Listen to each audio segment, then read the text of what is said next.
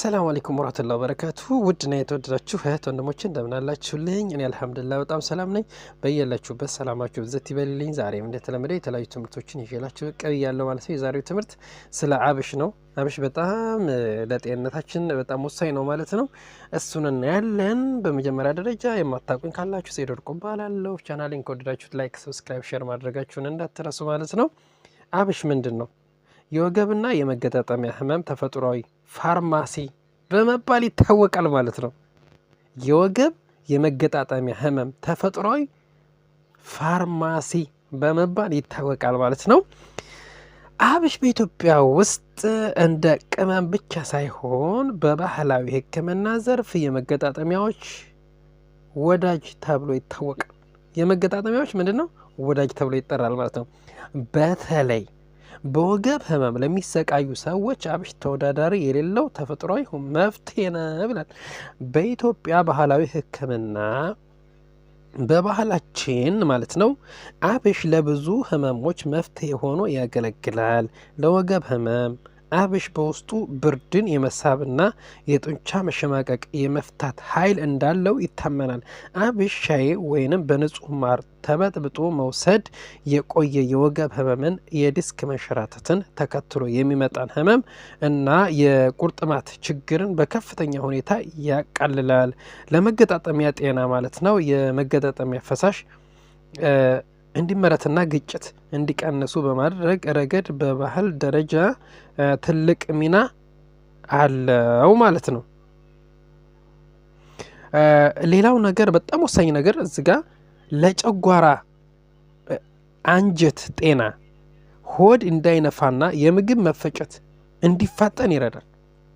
ለጨጓራና አንጀት ጤና ማለት ነው ሆድ እንዳይነፋና የምግብ መፈጨት እንዲፈጠር ያደርጋል ማለት ነው። እንግዲህ አብሽ እዚህ ጋር ነው ዋናው ነገር ማለት ነው። ብዙ ጊዜ ሆዳችሁን የሚነፋችሁ ከሆነ አብሽን ከተጠቀማችሁ ሰላም ታገኛላችሁ ማለት ነው። አንደኛ ሆዳችሁን አይነፋችሁም ማለት ነው። ሁለተኛው ነገር ደግሞ ምግቡ የምትበሉት ምግብ እንዲፈጭ ያደርጋል ማለት ነው። እሺ፣ ለጡንቻ ጥንካሬ በተለይ ለወለዱ እናቶች ብርታትን እንዲሰጥና የወተት ምርትን እንዲጨምር ይረዳል ማለት ነው። አያችሁ፣ ትልቅ ቦታ የያዘው ዓለም አቀፍ ሳይንሳዊ ጥናቶች ውጤት ዘመናዊ ላቦራቶሪ ስለ አብሽ ምን ይላል የሚለውን ስናይ የመገጣጠሚያ እብጠት ጥናት ያደረገው ተቋም ስናየው ግኝቱ ማለት ነው አብዛኛው በአብሽ ውስጥ የሚገኙት ማለት ነው ንጥረ ነገሮች በመገጣጠሚያ ላይ የሚከሰትን እብጠትን፣ ህመምን በከፍተኛ ሁኔታ እንደሚቀንሱ በላቦራቶሪ ተረጋግጧል። ይህም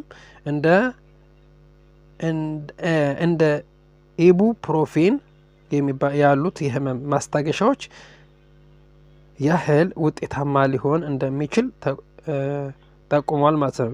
የነርቭ እና የጡንቻ ማስታገሻን የጥናት ያደረገው ተቋም ማለት ነው ግኝቱ ምን አለ?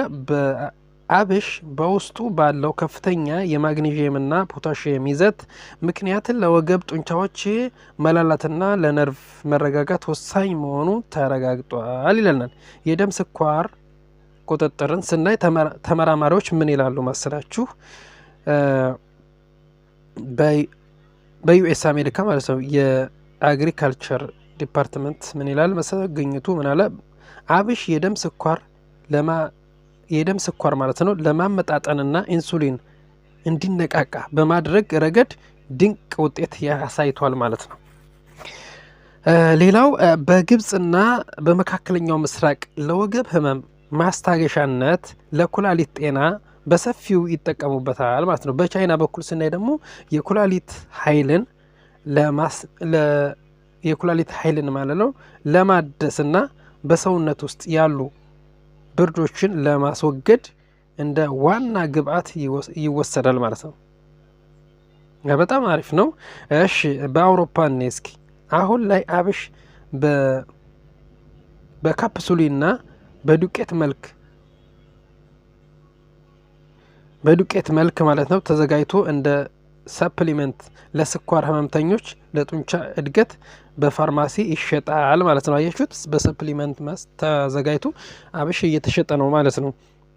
ያጠቃቀሙ ስናይ የአብሽ ሻይን በየቀኑ መጠጣት ወይንም አብሽ ዘፍዝፎ ውሃውን መጠቀም ለወገብና ለመገጣጠሚያ ጤናም ትልቅ ለውጥ ያመጣል ማለት ነው።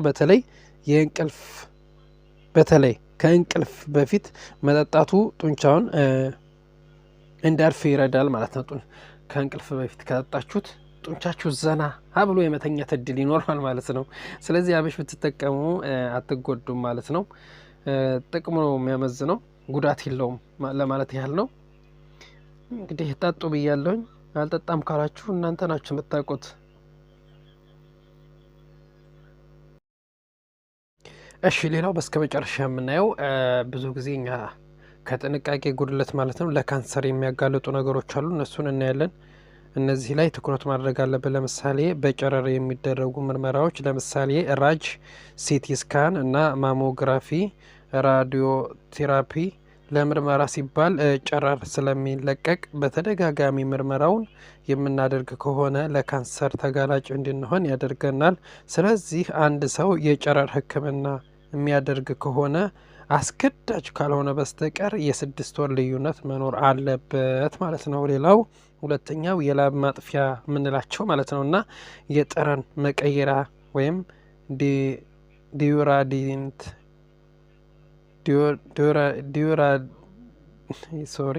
ዲዩራዲንት የሚባለው ማለት ነው። ይህ የሚከሰተው በዲዮራድንት የውስጥ ማለት ነው በዲዮድራንት ማለት ነው ውስጥ የሚገኘው አልሙኒየም አማካኝነት ሲሆን ይህን በብብታችን ላይ በምንጠቀምበት ጊዜ ለጡት ካንሰር ተጋላጭ እንድትሆኑ ያደርጋል ማለት ነው። ስለዚህ በቀላሉ የሚዘጋጁ የጠረን መቀየሪያ ስልቶችን መጠቀም ይቻላል። ለምሳሌ ሎሚ ብትጠቀሙ ተመራጭነት አለው ማለት ነው። ብዙ ጊዜ ይህን ነገር በተጠቀሙት የተሻለ ነው የሚሆነው ማለት ነው። ሎሚ ተጠቀሙ። ሶስተኛው በምንመገበው ስጋና ወተት ውስጥ የሚጨመሩ ሆርሞኖች፣ ይህም ለከብቶች በሚሰጡ ሰው ሰራሽ ሆርሞኖች የሚከሰተ ይሆናል ማለት ነው። ሌላው አራተኛው ሳሙናዎች ናቸው። ሻምፖዎች እና ክሬሞች ይህን በቆዳችንና በጸጉራችን በምንጠቀምበት ወቅት ጥንቃቄ ማድረግ ያስፈልጋል። በተለይ በተሰነጠቀ ቆዳ ላይ በምንጠቀምበት ወቅት መጠንቀቅ ያስፈልጋል ማለት ነው።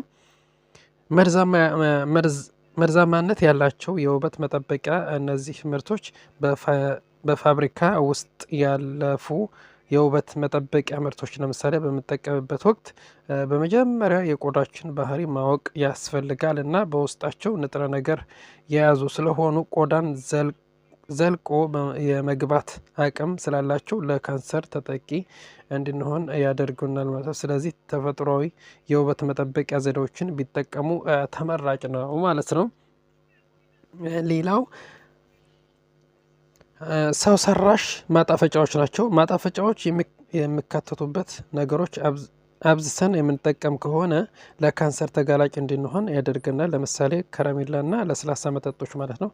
ሰባተኛው አኩሪ አተር የሚሰሩ ምርቶች ናቸው። ለምሳሌ ሶያ ወተት ያለው ምግብ በውስጡ